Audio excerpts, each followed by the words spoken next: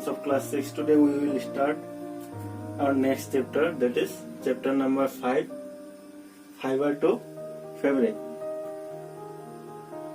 Today we will start our chapter with a question: why do we wear clothes? আমি কাপড় কিয় পিন্ধো?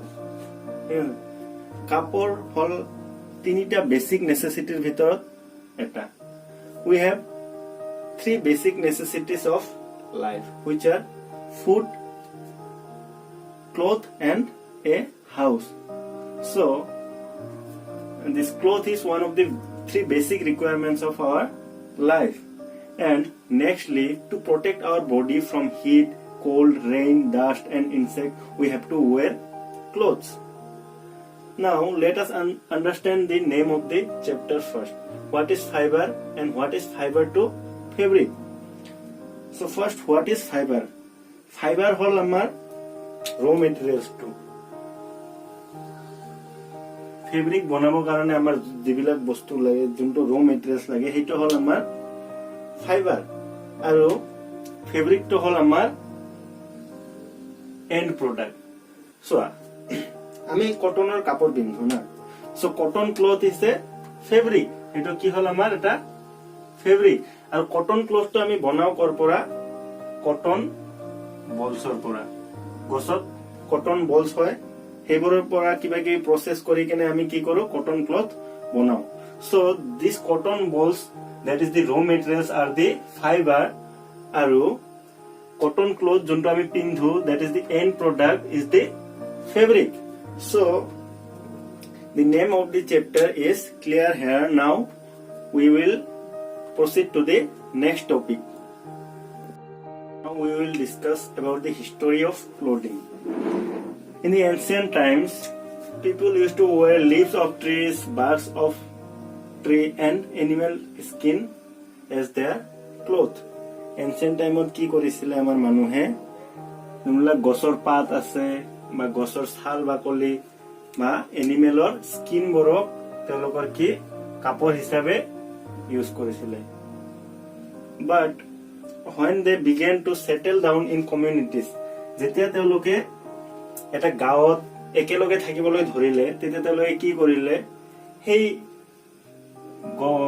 ঘাঁহবোৰ বা গছৰ পাতবোৰ বা এনিমেলৰ স্কিনবোৰ একেলগে বান্ধি কেনে কি কৰিছিলে? এটা জাষ্ট চাদৰ নিচিনা বনাইছিলে আৰু সেইটোকে নিজৰ গাত মেৰাই লৈছিলে. এনেকে তেওঁলোকে কাপোৰ ইউজ কৰিছিলে. তাৰ পিছত নেক্সট ইম্পৰ্টেন্ট ফেজ তেতিয়া আহিলে যেতিয়া ইনভেনশন হল আমাৰ নিডেলৰ, যেতিয়া বেজি এডালৰ ইনভেনশন হল. বেজি এডাল ইনভেনশন হোৱাৰ পিছত তেওঁলোকে কি কৰিলে? তেওঁলোকে সেইবিলাক গছৰ পাত বা গছৰ যোনবিলাক বাক্স আছিল বা এনিমেলৰ স্কিনবোৰক একেলগে কি কৰে? চিলাই কৰি কেনে, ষ্টিচিং কৰি কেনে ডিফাৰেণ্ট শেপত তেওঁলোকে কাপোৰ বনাব পৰা হল. বাট if we talk about nowadays, যদি আমি এতিয়াৰ কথা কওঁ, এতিয়া আমি ভেৰাইটিজ অফ কাপোৰ আমি দেখিবলৈ পাওঁ. আমাৰ ঠাণ্ডাৰ দিনৰ কাৰণে বেলেগ কাপোৰ আছে, আমাৰ গৰমৰ দিনৰ কাৰণে বেলেগ কাপোৰ আছে, আমাৰ পূজাত পিন্ধিবৰ কাৰণে বেলেগ কাপোৰ আছে, আমাৰ কিবা এটা অনুষ্ঠানত পিন্ধিবৰ কাৰণে বেলেগ ধৰণৰ কাপোৰ আছে. So we get different type of clothes for different occasion. So students, now we will discuss about the fiber cotton. যেনেকে ধানৰ খেতি কৰা হয়, ঘেঁহুৰ খেতি কৰা হয়, তেনেকে কটন প্লান্টৰ কি কৰা হয়? খেতি কৰা হয়. কটন প্লান্টত কটন বলছ নামৰ এটা ফ্ৰুইট হয়, যাৰ ভিতৰত আমি কটন পাওঁ. সো কটন বলছবোৰ এটা এটা ফ্ৰুইট হয়, তাৰ মাজত কটন থাকে. কটন বলছটো যেতিয়া মেচিউৰ হয়, যেতিয়া পাকি যায়, পাকি যোৱাৰ পিছত ফাটি কেনে তাৰ ভিতৰৰ পৰা কটন উলিয়াই আহে আৰু সেইবোৰ ফাৰ্মাৰে কালেক্ট কৰি কেনে কটন ফাইবাৰ বনোৱাৰ কাৰণে ব্যৱহাৰ কৰে. এতিয়া কথা হল যে কটন কৰ্পৰ বা কটন শস্যটো হ'ব কাৰণে কেনেকুৱা আমাৰ কণ্ডিশ্যন লাগিব? সো কটন ফাইবাৰ কটন কৰ্পৰ কাৰণে আমাৰ ৱাৰ্ম ক্লাইমেট লাগিব, মডাৰেট ৰেইনফল লাগিব আৰু ফাৰ্টাইল সইল লাগিব. এই তিনিটা কণ্ডিশ্যন হল মেন্ডেটৰী. আমাৰ যোনটো ক্লাইমেট সেইটো অলপমান ৱাৰ্ম হ'ব লাগিব, গৰম হ'ব লাগিব, মডাৰেট ৰেইনফল হ'ব লাগিব, বেছিও নহয় কমো নহয়, মিডিয়াম ৰেইনফল এটা হ'ব লাগিব এইখিনি ঠাইত য'ত কটনৰ খেতি কৰা হয়, আৰু সয়েলটো ফাৰ্টাইল সয়েল হ'ব লাগিব। So in India, cotton mainly grows in southern India on its black soil. Southern India কি হয় black soil পোৱা যায় য'ত মেইনলি কটনৰ খেতি কৰা হয়, আৰু নৰ্দাৰ্ণ ইণ্ডিয়াত এলুভিয়েল সয়েল য'ত পোৱা যায় তাত কটনৰ খেতি কৰা হয়। Now we will discuss about the processing of cotton fiber. ইয়াতে আমি ভেৰিয়াছ প্ৰসেছ ডিসকাস কৰিম যাৰ থ্ৰু মানে কটন ফাইবাৰটো কেনেকে কটন ফেব্ৰিক বা কটনৰ ক্লথ লৈ পৰিৱৰ্তন কৰা হয়। The first step is ginning. প্ৰথমটো স্টেপ কি কৰিব লাগে? ginning. It is the process of separating fiber from seed. আমি অলপ আগতে পাইছিলো যে কটনটো এটা ফ্ৰুটছৰ মাজত হয়, যে ফ্ৰুটছৰ মাজত হলে তাত কি থাকিব? seed থাকিব। So before using that cotton আমি কি কৰিব লাগিব? সেই seedবোৰ separate কৰিব লাগিব। So ginning is the process by which the seeds are separated from the fiber of cotton. Nowadays ginning is done by a machine called cotton gin. The next process behind the processing of cotton fiber is carding. Carding is a process by which the fiber are straightened and arranged. এটো এনেকুৱা এটা process য'ত আমি collect কৰা ফাইবাৰবোৰ কি কৰিব লাগে? সিধা কৰি ভালকে ৰাখিব লাগে আৰু এঠাইত ষ্ট'ৰ কৰিব লাগে। ঠিক আছে? So after carding, the next step is spinning. The spinning is a process of making yarn or thread from the fiber. Hey collect kora clean fiber tor pora ami ki banao? Huta nisna bostu banao. Heitu process e hol amar spinning. Spinning koribo karone আজিকালি বহুত ধৰণৰ machine উলিয়াইছে, সেইবোৰ machine use কৰা হয়, কিন্তু আগতে কি কৰিছিলে? টাকলি আৰু চাৰখা নামৰ বস্তু আছিলে, সেইবোৰ ইউজ কৰিলে। চাৰখা তোমালোকে নাম শুনিছা নিশ্চয়, সেইটো ইউজ কৰিছিলে আগৰ দিনৰ মানুহে স্পিনিং কৰিবৰ কাৰণে, তাৰ মানে সুতা বনাবৰ কাৰণে। কিহৰ পৰা? ফাইবাৰৰ পৰা। Next process is weaving. Weaving is the final process. It is the process of making cloth or fabric from the yarn. এই সুতা যে বনাইছিলো আমি, yarn যে বনাইছিলো, এই yarnৰ পৰা আমি যোনটো কাপোৰ বনোৱা যোনটো প্ৰসেস, সেইটো কি বুলি কোৱা হয়? weaving বুলি কোৱা হয়। So after going through this four process, we get the final product, that is the cotton cloth. আমি যে cotton cloth পিন্ধি আছো, সেইবোৰ এই চাৰিটা প্ৰসেসৰে যোৱাৰ পিছতহে cotton cloth হিচাপে উলিয়াই আহে। I hope all of you understand well. If you have any question or confusion, then you can ask me on WhatsApp. Now let us discuss some of the advantages of wearing cotton cloth. The first is it is soft, hence absorbs sweat in summer. গৰম দিনত আমি বহুত ঘামো, গতিকে আমাৰ sweat absorb কৰাৰ কাৰণে cotton cloth सबसे best cloth হয়। And the second point is it is very comfortable to wear. আমি সকলোৱে দোকানত গলে কি কাপোৰ বিচাৰো? যে কটনৰ কাপোৰ দিব, আমাক কটনৰ স্পৰ্টিং দিব, বা আমাক কটনৰ পেন্ট দিব, আমাক কটনৰ শাৰী দিব, এনেকুৱা টাইপৰ আমি কথা দোকানত গলে কওঁ। কিয় কওঁ? কাৰণ আমি জানো যে cotton cloth is very comfortable to wear. So these are the advantages of cotton cloth. Students, now we will discuss about the second most important fiber crop of India, that is jute. After cotton, jute is the second most important fiber crop in India. It needs warm and humid climate to grow. জুটক অসমীয়াত কোৱা হয় পাট খেতি, চাগে পাট খেতি বুলি কোৱা হয়। তোমালোকে দেখিছানে নাই? বহুতে কৰে হয়তো পাট খেতিটো আমাৰ ইফালে।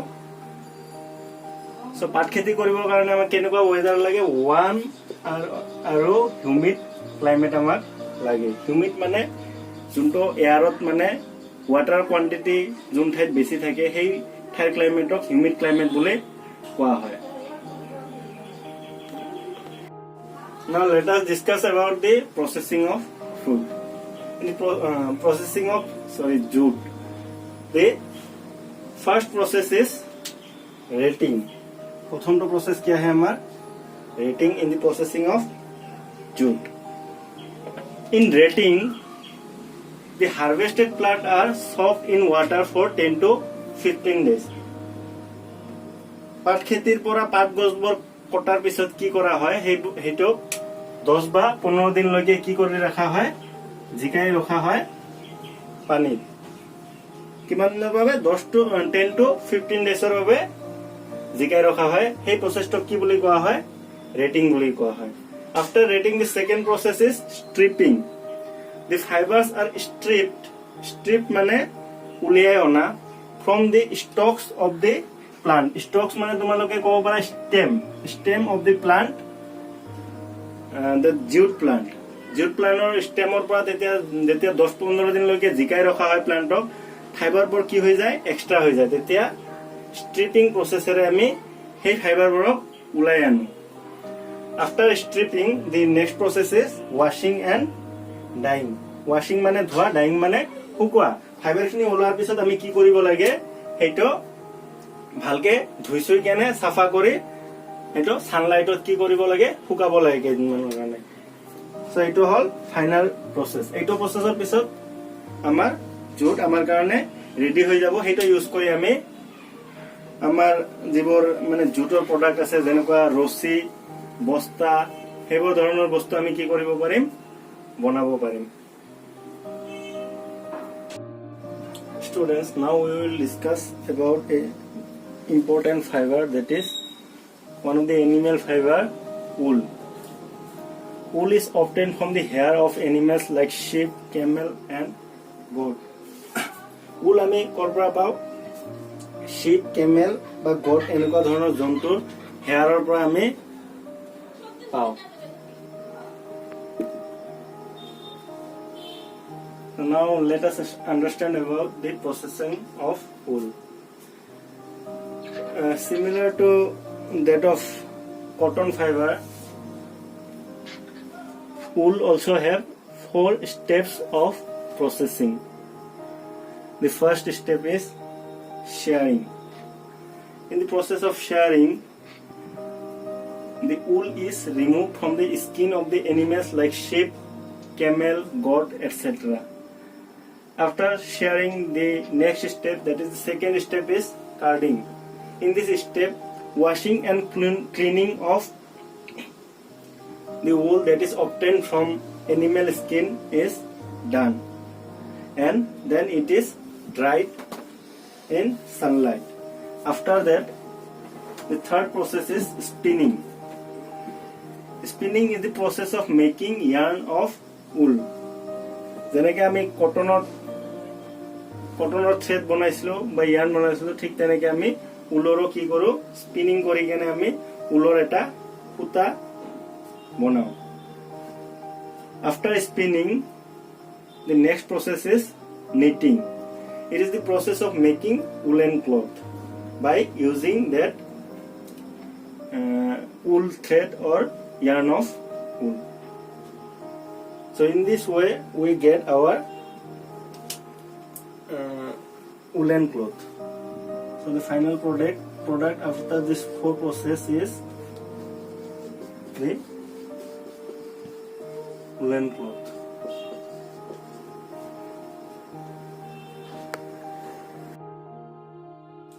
Students, now we will discuss about another important animal fiber, that is silk. It is obtained from the cocoon of silkworm. Now what is cocoon?